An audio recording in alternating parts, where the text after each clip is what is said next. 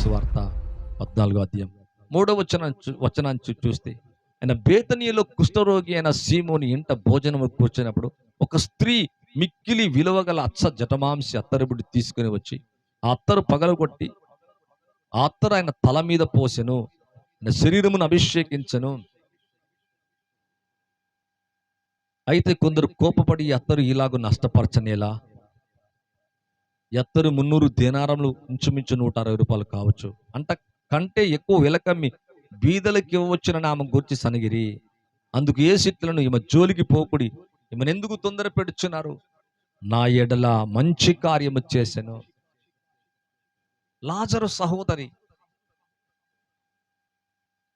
ఇక్కడ చూస్తే దేవుని యొక్క వాక్యము చూస్తే, జాన్ చాప్టర్లో కనుక చూస్తే, మరియా ఎంత చక్కటి ప్రేమను కనపరుస్తుంది, వెల్లడి చేస్తుంది. తన ప్రేమను తన దగ్గరున్న డబ్బంతా కూర్చుకొని ఒక అత్తరు బుడ్డిని తీసుకొచ్చినట్లుగా చూస్తున్నాం. తీసుకొచ్చి దేవుని యొక్క వాక్యం అంటుంది, భోజనముకు ఒక స్త్రీ మిక్కిలి విలువగల అచ్చ జటమాంస అత్తరు బుడ్డి తీసుకుని వచ్చి అత్తరు పగలగొట్టి అత్తరు ఆయన తల మీద పోసేనంట. ఇంకా ప్రభు మరణించకముందే, సమాధి చేయకముందే ఆయన తలను, ఆయన దేహాన్ని అభిషేకిస్తుంది అంటున్నారు. అందులో యూదా అన్న వారిలో, ఇది ఎందుకు ఇంత నష్టము చేయాలా, పేదలకి ఇవ్వచ్చు కదా. కొందరు కోపపడి ఈలాగు నష్టపరచనేలా. ఇది నష్టం అంట ప్రియులారా.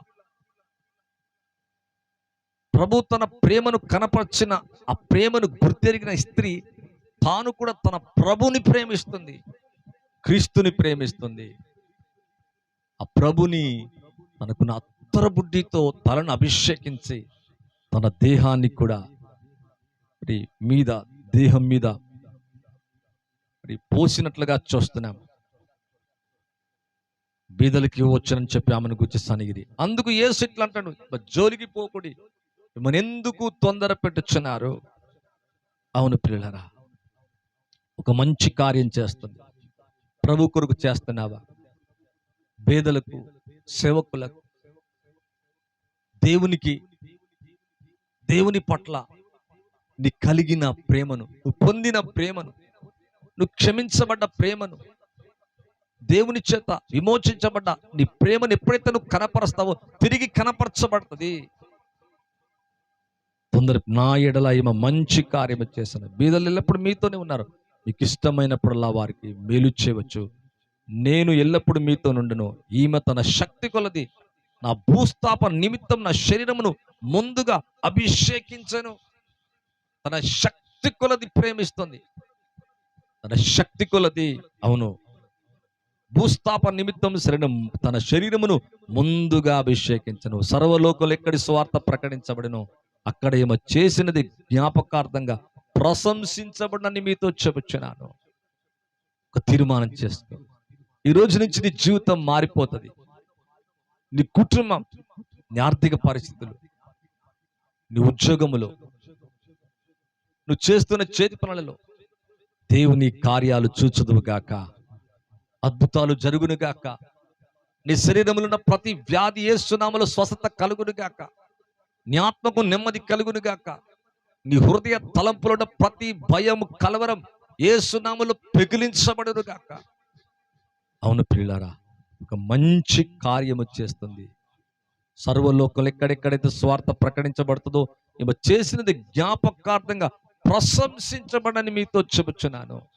తన ప్రేమను, క్రీస్తు బ్రతికున్న దినాల్లో ఆయన శరీరమును, ఆయన తలను అభిషేకించినట్టుగా వాక్యములో చూస్తున్నాం. లైవ్ చూస్తున్న మీ జీవితంలో ప్రభు కొరకు ఎప్పుడైనా అలా చేశామా? నీ ప్రేమను వెల్లడి చేస్తున్నావా? ఆయన ప్రేమ రుచించావు, పొందావు, స్మరించి జ్ఞాపకం చేసుకుని తిరిగి ఆ ప్రభుని మనం కూడా ప్రేమిస్తున్నప్పుడు బలమైన కార్యాలు అయితే. ఇందులో మొదటి విషయం పిల్లరా, ఎప్పుడైతే మనం అలా చేస్తామో మన జీవితం ఆదుకొనబడుతుంది.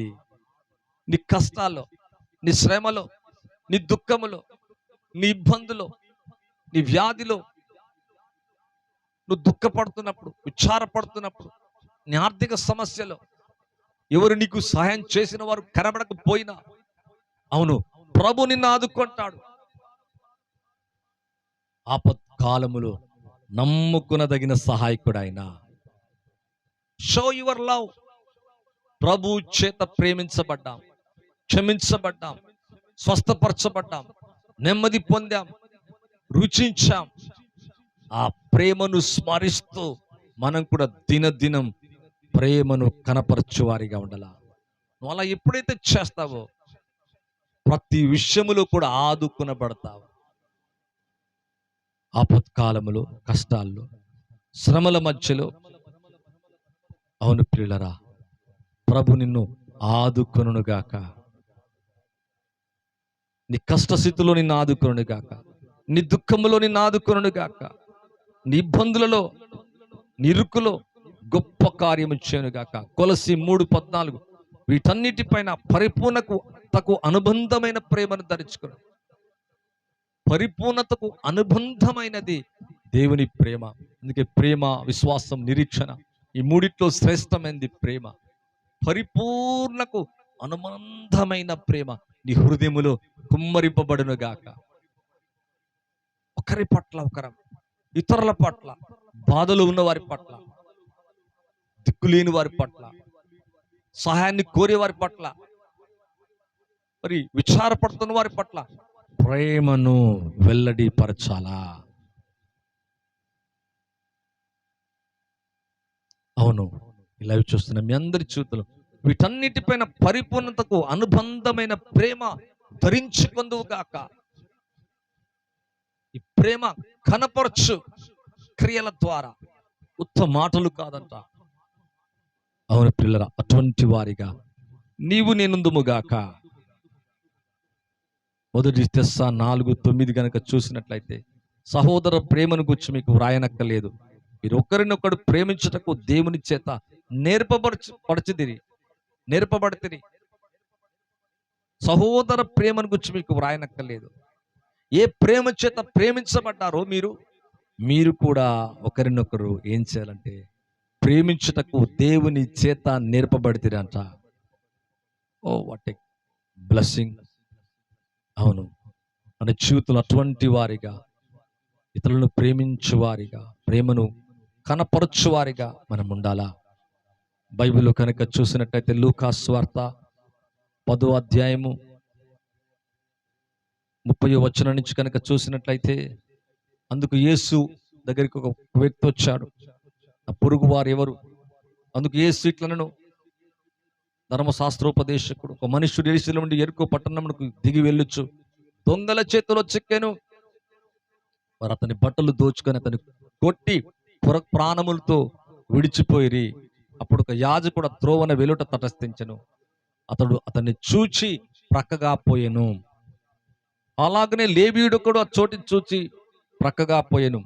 అయితే ఒక సమరయుడు ప్రయాణమై పోవచ్చు, అతడు పడి ఉన్న చోటికి వచ్చి అతన్ని చూచి అతని మీద జాలిపడి దగ్గరికి పోయి నూనెయు ద్రాక్షరసం పోసి అతని గాయములను కట్టి తన వాహనం మీద ఎక్కించి పూట కుళ్ళ వానింటికి తీసుకొని పోయి అతన్ని పరామర్శించను. మరునాడు 2 దేనారములు, ఇంచుమించు ₹1 కావచ్చు, తీసి ఆ పూట కుళ్ళ వానికి ఇచ్చి అతన్ని పరామర్శించుము. ఇంకా నీకేమైనా ఖర్చు చేసిన యెడల నేను మరలా వచ్చినప్పుడు తీర్చునని అతనితో చెప్పిపోయాను.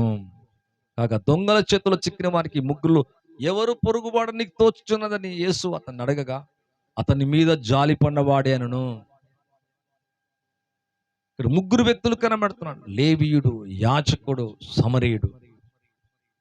ఒకడు దొంగల చేతిలో చిక్కబడ్డాడు. దేవునికి వాక్యములు కనుక చూస్తే కొట్టబడ్డాడు, చిక్కబడ్డాడు.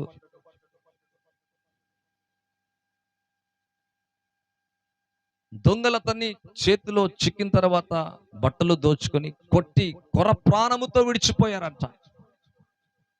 అలాగా సమస్యలు, బాధల్లో చిక్కబడ్డావా? కొట్టబడుతున్నావా? అందరూ వదిలేశారా? దేవునికి వాక్యం అంటుంది, అందుకు యేసు ఇట్లన్నాడు, ఒక మనుషుడు యెరూషలేము నుండి యెరికోకు వెళ్తున్నాడంట, దిగి వెళ్తుందంట. దేవుని విషయాల నుంచి నీ జీవితం దిగజారిపోతుందా? దిగి వెళ్తున్నావా? దుష్టుడైన అపవాది చేతుల్లో చిక్కబడ్డావా? నిజమే, ఈ మనుషుడు దొంగల చేతిలో చిక్కిండంట, బట్టలు దోచుకున్నారంట. అలాగే నీ రక్షణ, నీ స్వస్థత, నీ నెమ్మది దోచబడ్డదా? చిక్కబడ్డవా? దగచారిపోతున్నావా? దిగి వెళుతున్నాడంట. అవును, యెరూషలేము నుండి ఎరికో యెరూషలేము దేవుని పట్టణం, ఎరికో శాపగ్రస్తమైంది. లోకం, పాపం, బలహీనతలోకి దిగి మరలా నీ జీవితం వెళ్తుందా? అవును, కొర ప్రాణముతో విడిచిపోయారంట. అప్పుడు ఒక యాజకుడు ఆ త్రోవన వెళ్ళుట తటస్థించను, ప్రక్కగా పోయిందంట. లేవీయుడు కూడా చూసి ప్రక్కగా పోయిందంట. సమరయుడు కూడా అటుగా వెళ్ళాడంట. అతడు పడి ఉన్న చోటుకి వచ్చాడు. అతన్ని చూచి జాలిపడి దగ్గరికి పోయి నూనెయు ద్రాక్షరసం పోసి తన గాయములు కట్టి వాహనం మీద ఎక్కించి పూట కూన వాళ్ళ ఇంటికి తీసుకుని పోయి పరామర్శించినట్లుగా చూస్తున్నాం. ఎంత మంచి సమయుడు! అవును, ప్రభు మనల్ని అలాగే ప్రేమిస్తున్నాడు. దగ్గర చూచి జాలిపడి దగ్గరికి పోయి నూనెయు ద్రాక్షరసం పోసి గాయాలు కట్టడంట. నీ ప్రతి గాయము కట్టబడునుగాక, నీ ప్రతి భయము తొలగిపోనుగాక, నీ అప్పు తీర్చబడునుగాక, నీ వ్యాధి స్వస్థపరచబడునుగాక, నీ సమస్యలన్నీ యేసు నామములో తొలగి నెమ్మది కలుగునుగాక. ఇక్కడ చూస్తే ద్రాక్షరసం పోసాడంట. నూనెయు ద్రాక్షరసం పోసి గాయాలు కట్టి వాహనం మీద ఎక్కించి ఊటకూల ఇంటికి తీసుకుని పోయి పరామర్శించను. ప్రభు నిన్ను పరామర్శించునుగాక, దర్శించునుగాక. మరునాడు 2 దేనారములు, రూపాయి కావచ్చు, తీసి ఆ పూట కూలవానికి ఇచ్చి ఇంకా పరామర్శించు, ఇంకా నువ్వేమైనా ఖర్చు చేసిన మళ్ళా వచ్చినప్పుడు దీనికి తీరుతునని అతనితో చెప్పాను. కాగా దొంగల చేతిలో చిక్కిన వానికి ఎవరు కనపరచారు ప్రేమను? ఎవరు చూపించారు నిజ ప్రేమను? సమరయుడంట. లేవుడు చూపించలేదు. యాజకుడికి తెలుసు, లేవినికి తెలుసు, వాక్యము ధర్మశాస్త్రము తెలుసు, కానీ కనపరచలేకపోయారు. కానీ సమరయుడైతే మంచి సమరయుడు, అవును, తన పొరుగు వాని మీద జాలి పడ్డాడు. అలాగే నువ్వు చెయ్యి. అవును, ఎంత అద్భుతమైన కార్యం. అందుకు యేసు నువ్వు వెళ్ళి అలాగే చెయ్యి. పడి ఉన్నవాడిని చూసి, బాధలో ఉన్నవాడిని చూసి, చిక్కబడ్డవాడిని చూసి, కొర ప్రాణంతో ఉన్నవాడిని చూసి, నెమ్మదిని వాడిని చూసి నీవు అలాగే చెయ్యి. నీవును అలాగే ప్రేమను కనపరచాలా? తిరిగి ప్రేమ కనపరచబడుతుంది. మొదటి విషయం అట్లా, అప్పుడు ఆదుకుంటాడు మనల్ని. అంతేకాదండి, సరి అయిన సమయంలో మన అవసరతలు తీరుస్తాడు. క్రీస్తు యేసు మహిమలో నీ ప్రతి అవసరం తీర్చబడునుగాక. అనేక అవసరతల కొరకు, అక్కర్ల కొరకు దుఃఖపడుతున్నవా? పక్షులను చూడి విచారించవు, విత్తవు, కోయవు, గరిసలేదు, వాటికి కొట్టలేదు, అయినా మీ పరలోకపు తండ్రి వాటిని పోషిస్తున్నాడని దేవుని యొక్క వాక్యం అంటుంది. సరి అయిన సమయంలో, ఉదయకాలం చూడండి, మార్నింగ్ కాకుండా పిల్లలకి రాత్రి 10 గంటలకు టిఫిన్ పెడితే కుదురుతుందా? మధ్యాహ్నం లంచ్ టైం కాకుండా నైట్ టైం ఒకటేసారి చేస్తే కుదురుతుందా? నో. సరి అయిన సమయంలో నీ అవసరము తీర్చబడుగాక. ఉదాహరణకు రెంట్ మనం కట్టాలా ఒక టైంలో, ఆ టైం కాకుండా ఆ తర్వాత సహాయం కలిగితే కుదురుతుందా? కడితే కుదురుతుందా? కుదరదు పిల్లరా. రైట్ టైం, సరి అయిన సమయం.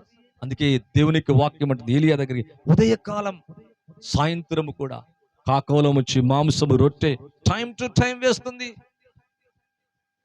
ప్రతి సమయానికి దేవుడు, సరైన సమయానికి దేవుడు నీకు సాయం చేయనుగాక, నీ అవసరత తీర్చునుగాక. క్రీస్తు యేసు మహిమలో నుంచి తీర్చబడుతుంది నీవు ప్రేమను కనపరిచినప్పుడు. ఇతరులను సరైన సమయంలో నువ్వు ఆదుకున్నప్పుడు నీవు సరైన సమయంలో ఆదుకునబడతావు. అంతేకాదండి, ఎల్లవేళల సహాయకంగా ఉంటాడు. Not for 1 time, 2 times, 3 times, 4 times, 5 times, ఎల్లవేళల, any time, ఎటువంటి సమయములైనా సహాయకంగా ఉంటాడు. ఎందుకు? నువ్వు ప్రేమను కనపరుస్తున్నావు.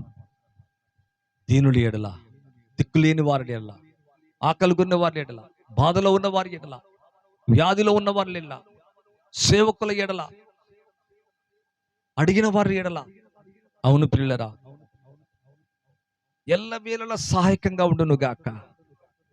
నాట్ ఫర్ దాట్, అంతేకాదండి, మీ జీవితంలో ఎప్పుడైతే ప్రేమను కనపరుస్తారో నలుదిక్కులా నీకు సహాయము, నలుదిక్కులా నీకు నెమ్మది కలుగుతుంది. ఈస్ట్, వెస్ట్, నార్త్, సౌత్ మనకు తెలుసు, నలుదిక్కులు తెలుసు. అలాగే మొదటి రాజుల గ్రంథం 5:4 చూస్తే, తన దేవుడిని యెహోవా నామ ఘనతకు అతడు మందిరమును కట్టింప వీలు లేకపోయిన సంగతిని వెరుగుదువు.